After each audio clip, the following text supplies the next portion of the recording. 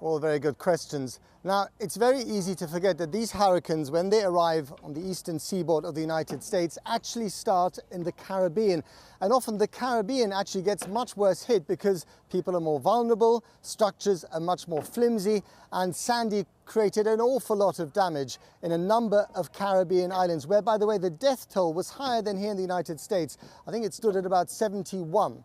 That's why we're now going to see this particular piece from our international editor, Lindsay Hilson.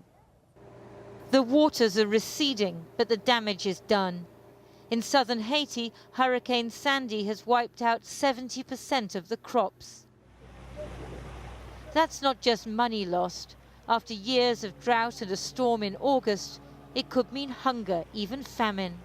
Sandy has affected the only part of the country that had remained untouched and that could still rely on a normal level of agriculture.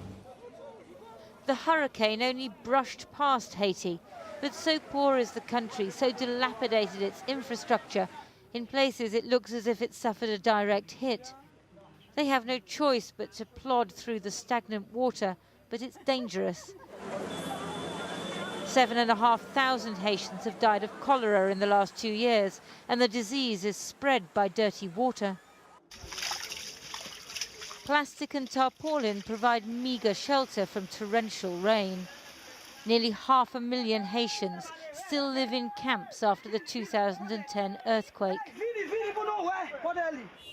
It's a myth that nature is a leveler. The US, the richest country on earth, will quickly rebuild. But the people of Haiti, the poorest country in the Western Hemisphere, will struggle, and some will not survive. Cuba has also been affected, especially the second city, Santiago, on the southeast coast, where houses collapsed and electricity was cut.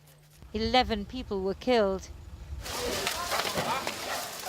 Now volunteers and civil defense units are clearing up. Hurricane Sandy has been devastating, especially for those who didn't have much to lose, but lost all they had. That was Lindsay Hilson. And I should add that there's been barely any coverage in the American media of the devastation caused by Sandy in the Caribbean.